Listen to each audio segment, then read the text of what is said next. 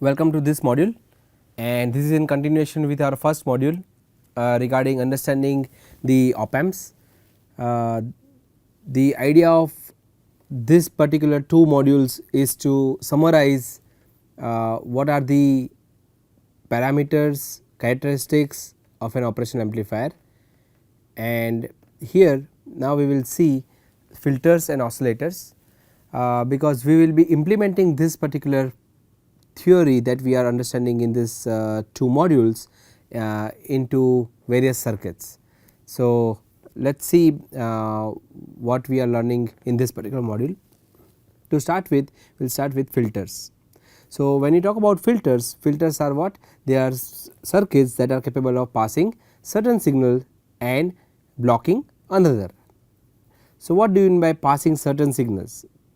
The band of frequencies that you want to pass, we can design a circuit that will allow to pass those band of frequencies, our desired band of frequencies, while blocking the undesired signals, right.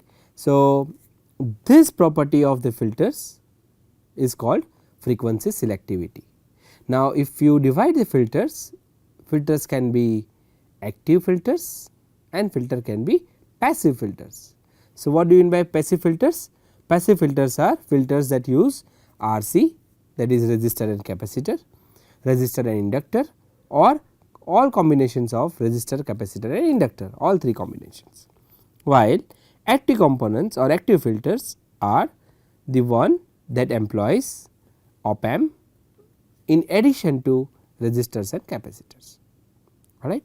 Now, what are the advantages of active filters over passive filters? So, active filters can design or can be designed to provide gain and hence no attenuation as in case of passive filters. We have seen that in the earlier course. Same way, there is no loading problem and active filters are cost effective. What are the applications? Applications are, it is used in communication and signal processing circuits. They are also employed in a wide range of applications such as entertainment and medical electronics. Of course, there are lot of applications, that is why we have written etc. Now, four basic categories of active filters: low pass, high pass, band pass and band reject, right. And further we can also classify active filters into digital filters and analog filters. So, digital filters are implemented using a digital computer or special purpose digital hardware, while analog filters can be classified as either active or passive, implemented with R, L and C as well as op amps.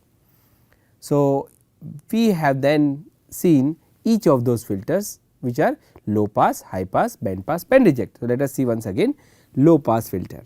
What are low pass filter? Low pass filter allows for easy passage of low frequency signals from source to load and difficult passage of high frequency signals. So, now if you see the circuit, actual response would be ideal response if you see on the right side and actual response is on the left side. So, when you see ideal response, right, is like a brick, like a brick wall, where actual response is little bit different than ideal response, and here one new definition comes into picture is called roll off rate, roll off rate, all right. So, a low pass filter is a filter that passes frequency from 0 hertz to critical frequency. What is critical frequency? Frequency at which we want to stop the or frequency until which we want to pass the signal in case of low pass filter.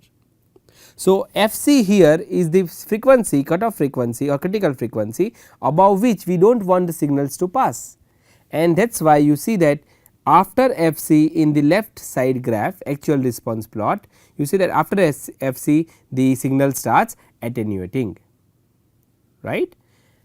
Okay. What other bands we can see? We can see a pass band, right. Then here we see this is your bandwidth, this is your transition region, this is your response of single pole RC filter. Single pole is when there is one R and one C. Here you can see one R and one C, right. So, roll off rate is about minus 20 dB per decade and then there is a stop band, alright. So, the y axis is gain, x axis is your frequency, alright. Now, pass band, what is pass band?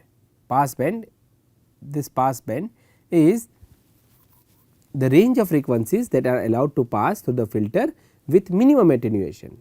While transition region, you can see here transition region, it shows the area where the fall off occurs. Now, so from here after the pass band is over, the fall off starts, the attenuation starts, and this is your transition region. Then there is a stop band, right, is the range of frequency that have the most attenuation. Finally, there is a critical frequency FC, right, also called cutoff frequency, as we have, as I have just described in the last slide, and it defines the end of pass band and normally specified the point where the response drops to minus 3 dB or 70.7% from the pass band response, right. So, that is your critical frequency FC. Okay. Now, when you want to design a low pass filter, first order low pass filter, resistor comes at the starting and then there is a capacitor. So, signal pass to the resistor and capacitor in this particular fashion. So, if I have Xc, Xc is nothing but 1 by 2 pi Fc, right. So, in a low pass at normal frequency, what will happen? At low frequency your Xc, right, Xc would be very high and the capacitor circuit can be considered as an open circuit. So, here if you see in the center, right, this one, in this case if your frequency is low, your Xc can be considered as open circuit and all the frequency, this is low frequency, can pass and we can get at the output. If the frequency is high, right, then Xc would be considered very low, Xc would be low, right. If f is high, Xc would be low.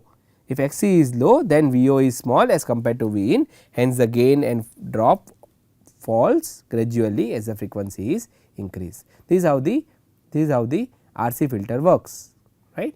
A lower frequency, the circuit allows the signals to pass.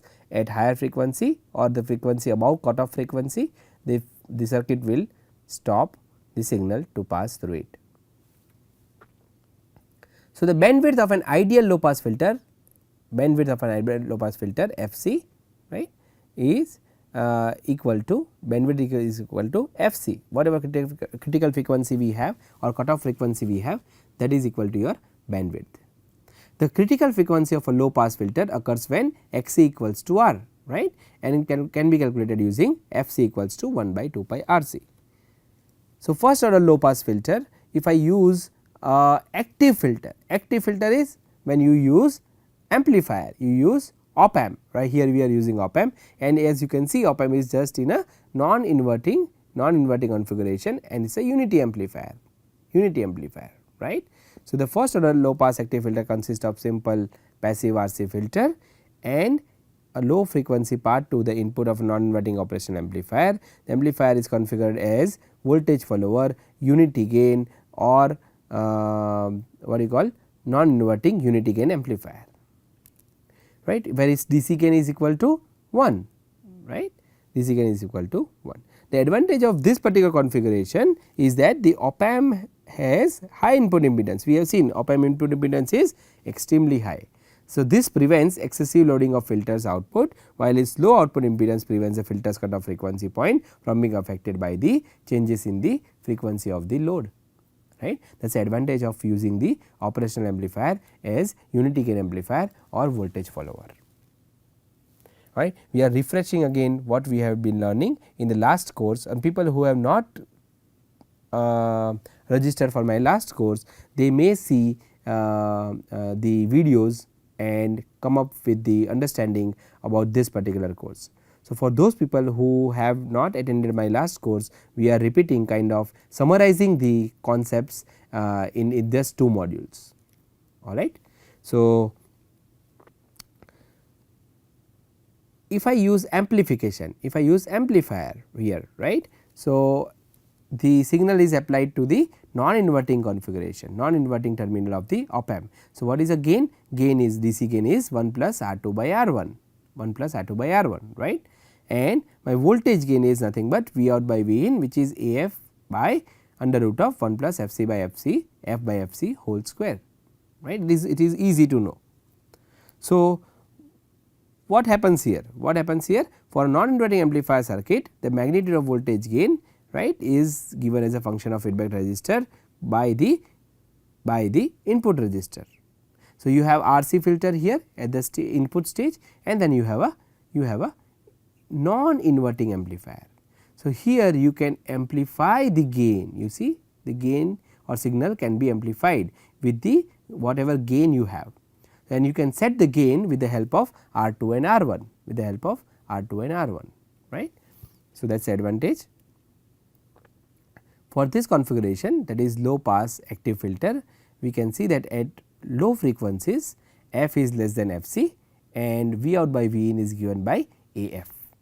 At the cutoff frequency where f equals to f c, V out by V in is given by 0.707 A f, while at a higher frequency where f is greater than f c, V out by V in is less than A f, right. This will be kind of opposite to the high pass filter, and we will see that, alright.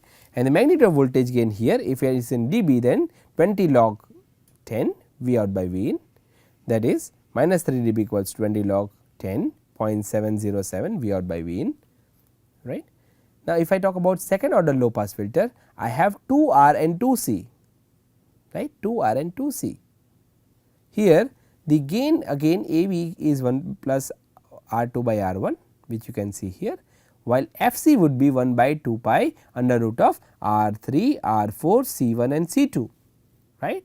So, in this case, if my R3 equals to R4 and C1 equals to C2, I will have f c equals to 1 by 2 pi under root of R square C square. So, it will be nothing but f c equals to 1 by 2 pi R c.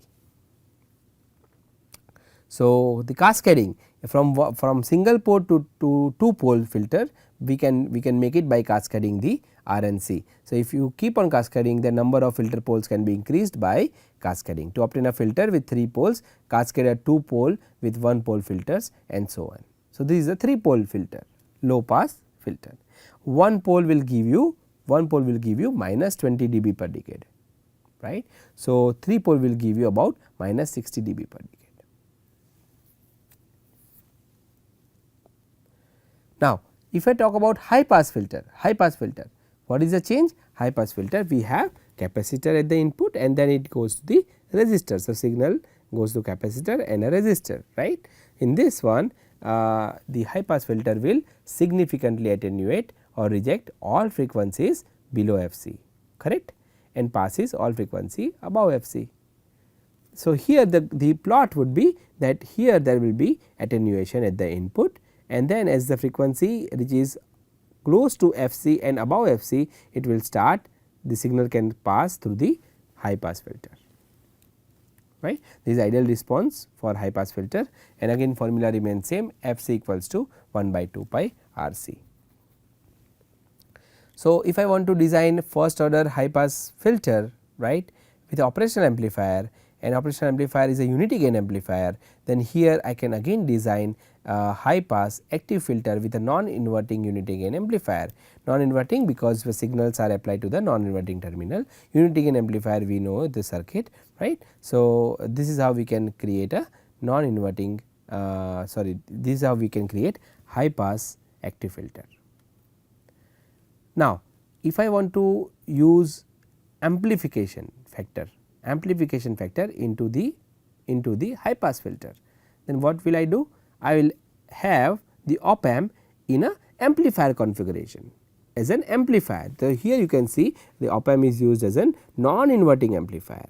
So, here I can change the gain or amplify the signal based on the gain that I can adjust, right. So, whatever I want, I can adjust the gain, and how can I do that? By changing the value of R2 and R1, right, because the gain for non-inverting amplifier is 1 plus R2 by R1. The voltage gain here in this case would be AF into 1 f by fc divided by 1 plus f by fc whole square.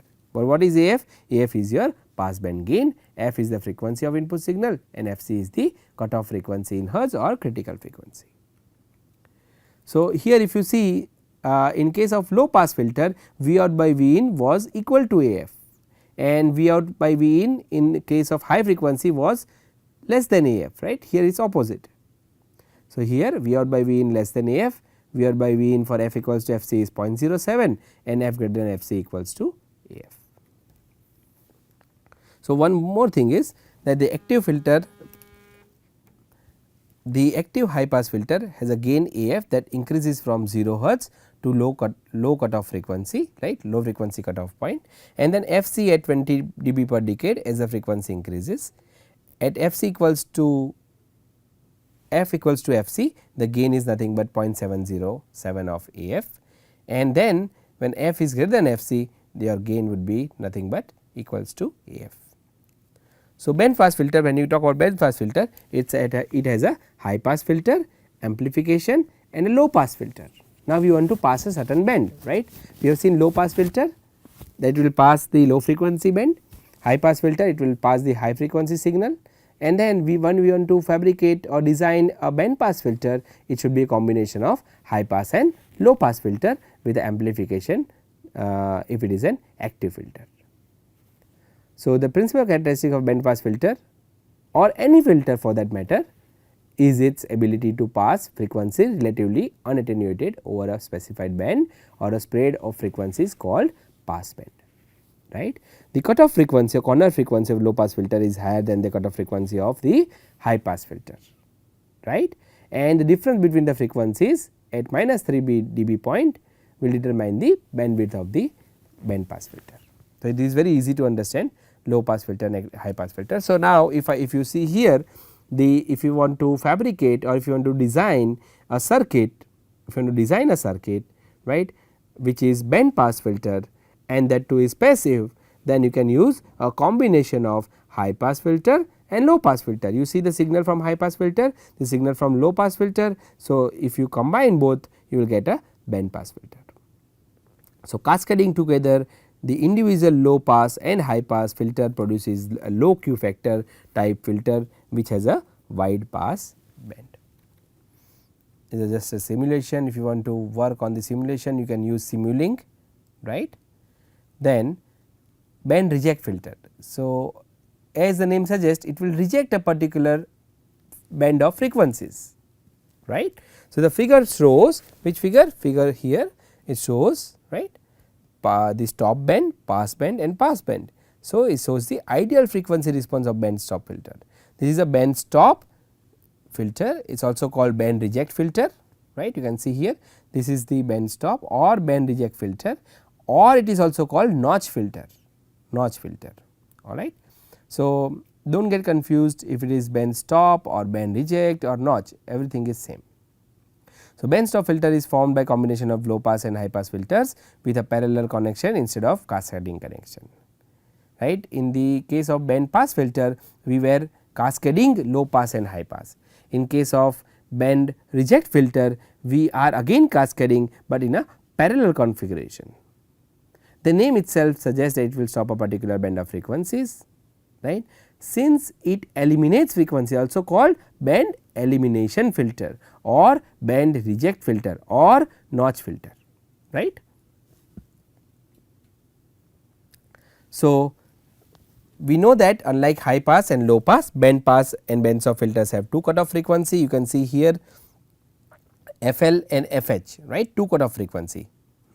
It will pass above and below a particular range of frequency whose cutoff frequencies are predetermined depending on the value of components used in the circuit design, right. By changing the value of R and C, we can change the value of FL and FH, right, or we can pass certain band of frequency, we can reject certain band of frequency, alright. Now, any frequency between these two frequencies are attenuated, it has two pass bands and one stop band as you can see from the figure. So, band reject filter, right, it has a RC low pass filter that can combine with a RC high pass filter. Now, we can also combine these RC filters from another type of filter that can block or severely attenuate a given band of frequencies between two cutoff frequencies and pass all the other frequencies, right. So, by tweaking the values of R and C, we can just allow a certain band of frequency to pass or even a single frequency to just block, alright. So, only single frequency to attenuate or band of frequency to attenuate. So, if it is just a small frequency or very low range of frequency or very small range of frequency, while it can pass all the other frequency, then it is called notch filter, right. So, if this stop band is very narrow, you can see this stop band is here, right, and if the stop band is extremely narrow, that means only a certain frequencies are stopped, only small range of frequencies are stopped, then it will work as a notch filter, right, because the frequencies response, when you see this response, it will show like a notch. So, deep notch with high selectivity. A typical band reject filter frequency response is shown here, you can see here. Now, if I want to design the band reject filter, then this is the circuit that is used for designing. There is a low pass filter, high pass filter in a parallel configuration, and then there is a summing amplifier, right. So, how does it work? So, the transformation of these filter characteristics can be easily implemented using a low pass and high pass filter isolated from each other by non inverting voltage follower, right. See, voltage follower is here, it is here, right. The use of op amp within the band stop filter design also allows us to introduce voltage gain into the basic filter. Then the two non inverting voltage followers can easily be converted into basic non inverting amplifier with a gain of AV equals to 1 plus RF by Rn. This non inverting voltage follower here or unity gain amplifier can be converted to an amplifier by changing the RF by Rin, right. We can connect RF and Rin. Thus, if we require a stop band filter to have its minus 3 dB cutoff, say at 1 kilohertz and 10 kilohertz, and a stop band gain of minus 10 dB in between, we can easily design a low pass and high pass filter with these basic requirements, right. Then we have seen oscillators. So, when we talk about oscillators, we have seen Bark-Hussein criteria, and what does Bark-Hussein criteria says? Bark-Hussein criteria says that, let us see, 1, what does it say? 1 is that the phase, the output signal that is sent back to the input, the feedback signal, right, should be in phase with respect to input signal, right. So, the phase shift right of the output signal compared to input signal or the feedback signal compared to input signal should be 0 or 360 degree phase.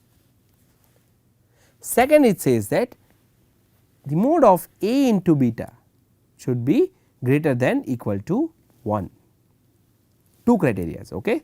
So, first is that the oscillators, when you want to design a operational amplifier in as an oscillator, then you have to apply a positive feedback, right. And as you can see here, right, that there is a signal Vs, there is an input signal Vi, this input signal Vi depends on Vs and the feedback signal Vf. There is an amplifier which amplifies the signal, and the output, the part of the output signal is feedback to the input, and what I said is that the part of the output signal that is fed back to the input should have same phase with respect to the input signal, alright. So, let us see, you can see here that only a part of output signal is feedback.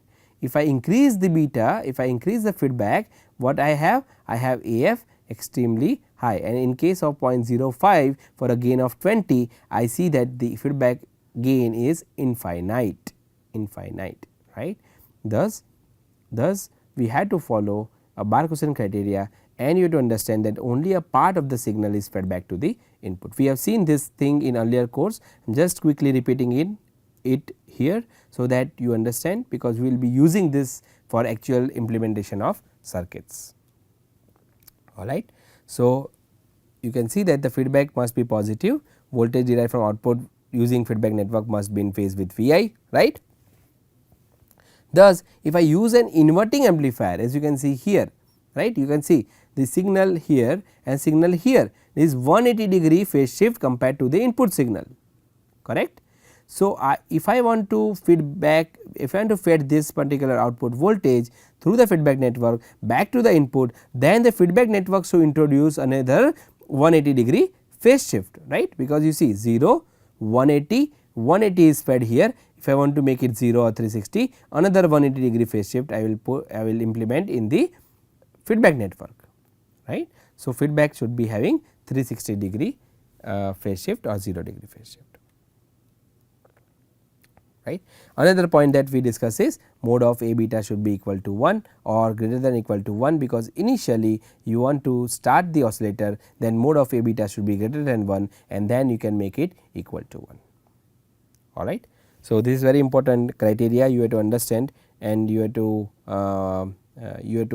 design a circuit that can follow this criteria, otherwise the oscillations would not happen. All right. So, what are these states? We have already discussed. First is the total phase shift around a loop as the signal proceeds from input through our amplifier feedback network back to the input, completing a loop is precisely 0 or 360 degree. And second is the magnitude of product of open loop gain and feedback factor beta should be 1. All right. So, what happens if it is greater than 1?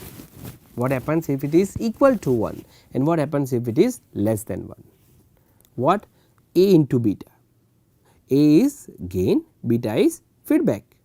So, when the total phase shift around a loop is 0 degree or 360 degree and A beta is greater than 1, then the output oscillates, but the oscillations are growing type. You can see the oscillations are growing in nature, right. But when you talk about A beta equal to 1, then you will see that the total phase shift around phase shift is 0 or 360 degree. This is still we have to maintain this condition, but if I have A beta equal to 1, then the oscillations are with constant frequency and they are called sustained oscillations. Oscillations are sustaining, right. But if I have A beta less than 1, A beta less than 1, then what will happen? Then the total phase shift around the loop is 0 degree 360 degree. See, every time we have to write this sentence, phase shift should be 0 degree or 360 degree, but if I have A beta less than 1, then I will see a damping type of oscillation, right, or we can say decaying. The oscillations are decaying.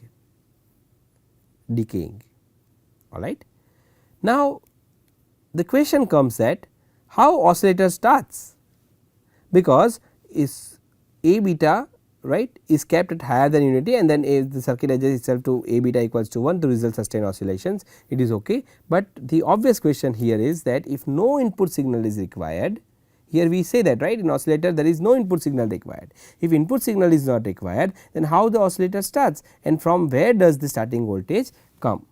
So, we can see that the starting voltage comes because of the free electron, because every resistance has a free electron, and under influence of a normal room temperature these free electrons move randomly into various directions, right. Such electrons will form a voltage called noise voltage, and these noise voltage are amplified.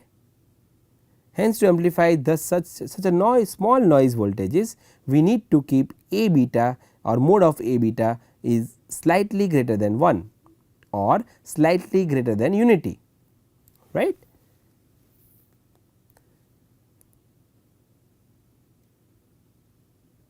Then once we have these oscillations, we can keep A beta equal to 1 and phase shift 360 degree to have a sustained oscillations, right. This is the starting of the oscillator. Now, if you want to talk about oscillators, oscillators are classified into several categories based on output waveform, based on circuit components, based on range of operating frequency, and based on whether feedback is used or not.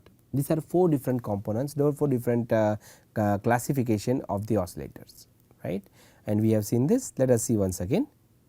Classified as sinusoidal, non-sinusoidal. Sinusoidal oscillators produces sinusoidal waveform, but non-sinusoidal produces square wave, triangle wave, etc. Same way, based on circuit components, whether we are using R, C, L, LC, right. So, if it is R and C, it is a RC oscillator, if it is L and C, it is a different kind of oscillator. We will see different kind of oscillator depending on how many L, how many C, it can be Hartley oscillator, it can be Colpitts oscillator, right. So, we have to understand that depending on the circuit components, we can also classify oscillator. Depending on waveform, we can classify oscillators, sinusoidal waveform or non-sinusoidal waveform. Then based on operating frequency, where low operating frequency, audio frequency, or it is a higher frequency, right. So, if it is RC oscillator, it uses low frequency, if it is LC oscillator, it uses higher frequency, right. So, based on frequency, we can classify the oscillator. Then we have based on whether feedback is used or not. If feedback is used, it is called feedback type of oscillator. Feedback is not used, non-feedback type of oscillators, right. So, we have different classification of oscillators. If you see the screen, the non-feedback type of oscillators uses the negative resistance region of characteristics, and this is a UJT relaxation type oscillator. So, UJT relaxation type oscillator is your non-feedback type oscillator. So, if we discussed phase shift oscillators or RC phase shift oscillators, then it is in this particular configuration. You can see C and R.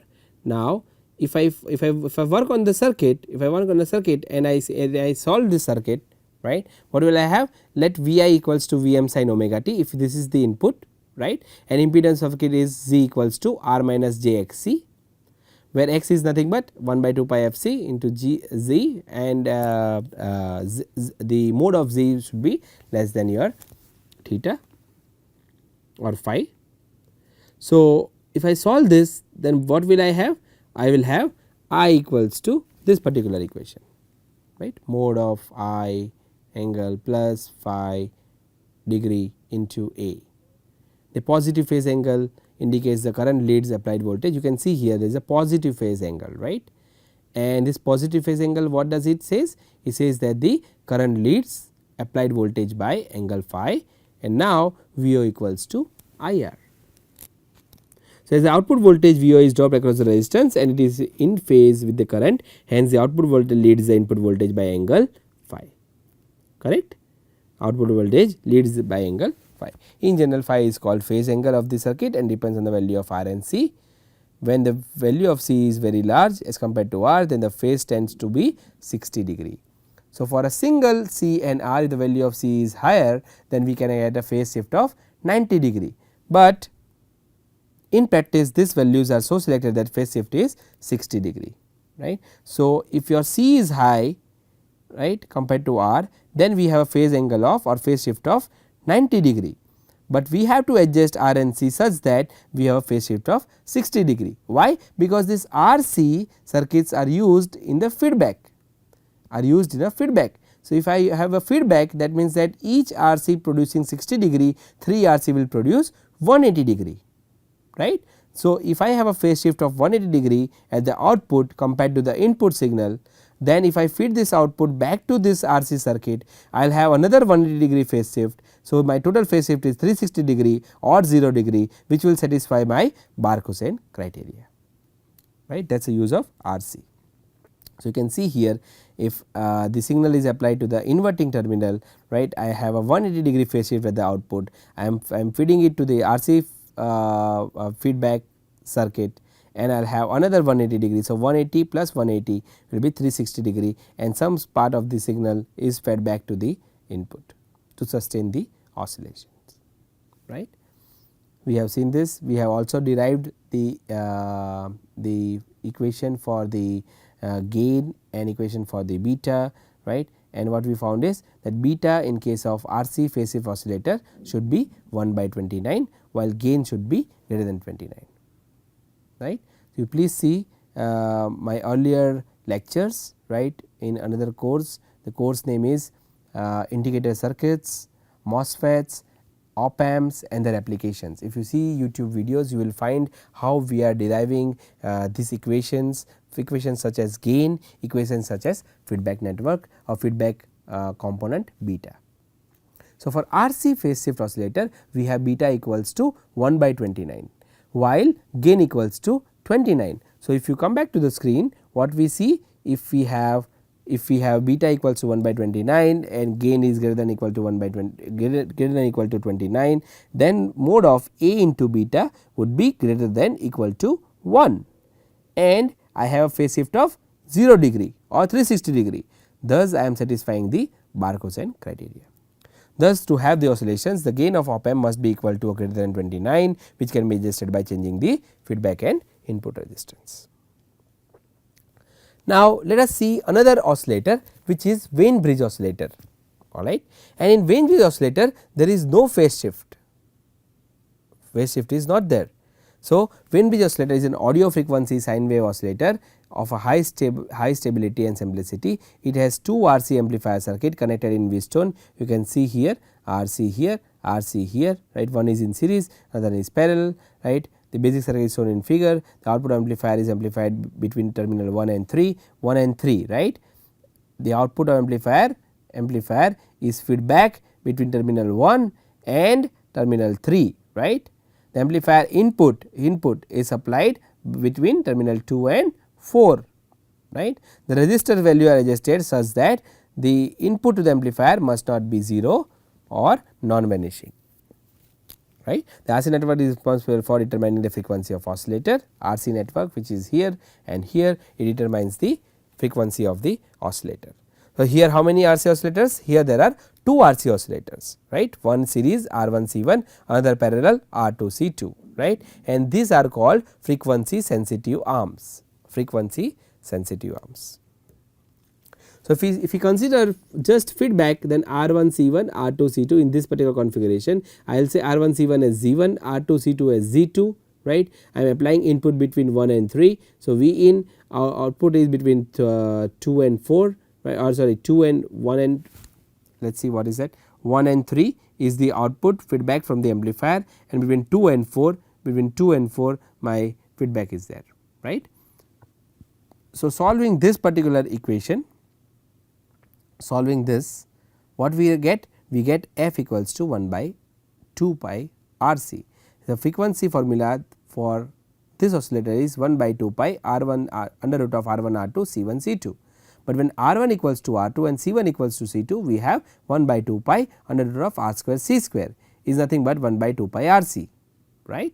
So, my beta, which is the feedback network, here in this case, if I solve further, what is that? Beta is nothing but 1 by 3, right, and what is my gain? My gain should be greater than equal to 3, then only my A into beta would be greater than equal to 1, because 1 by 3 into 3 is greater than equal to 1, right. So, this is required gain of the amplifier without any phase shift, because there is no phase shift in case of Wien bridge oscillator, alright. In case of Wien bridge oscillator, there is no phase shift. But what if R1 is not equal to R2 and C1 is not equal to C2, then we cannot have f equal to 1 by 2 pi RC, right. In this case, we will have, if on substitution, we will have C1 R2 VO by VI, right, beta is VO by VI. So, I have this formula, and then my A gain would be based on this particular equation, alright. But the advantage of Wien bridge oscillator, right, is that by varying the capacitor simultaneously, right, by varying the two capacitor values simultaneously, we can have different frequency ranges.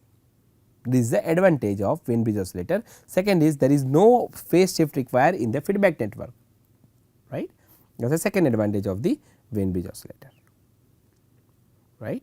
So, if the amplifier, you see, if the Wien bridge oscillator is used with an operational amplifier, right, in this particular configuration, right, then what will happen? The resistance and capacitors are the component of frequency sensitive arms. You can see here the resistance RF and R1 are part of feedback network, right, RF and R1 would be part of the feedback network for the amplifier, and gain would be, because signal is provided at the non inverting terminal, gain would be 1 plus RF by R1, right. According to oscillations for Wien bridge oscillator, A should be greater than equal to 3, that means 1 plus RF by R1 equal to greater than equal to 3, or RF by R1 should be greater than equal to 2. So, we can adjust the value of RF R1 such that my value comes greater than or equal to 2, right. So, for the oscillation to occur, the frequency calculated is f equals to 1 by 2 pi RC. Feedback is given to the non inverting terminal of the op amp to ensure the 0 phase shift, right. Frequency feedback is given to the non inverting terminal, you can see here, so that we have a 0 phase shift at the output, right. So, this is about this particular module, and we have seen how the oscillators can be designed, as well as we have also seen how the filters can be designed, right. In the next module, which is the last module for the summary, so that we understand how we can implement these things in the practical applications, right. We will be looking at few other oscillators, that are LC oscillators, and we will see that how we can change the inductors and capacitor, the value of inductor and value of capacitor to obtain the LC oscillators. LC oscillators, as we have discussed, are used for high frequency applications, and RC oscillators are used for low frequency applications, right. So, let us see in the next class how we can design LC oscillators, and that will be the last module for this particular lecture, all right. So, I will see you next class. Just go through this and refresh your understanding about op amps and its application. Then we have to actually implement those op amps for different applications, all right. I will see you in next class. Till then, you take care.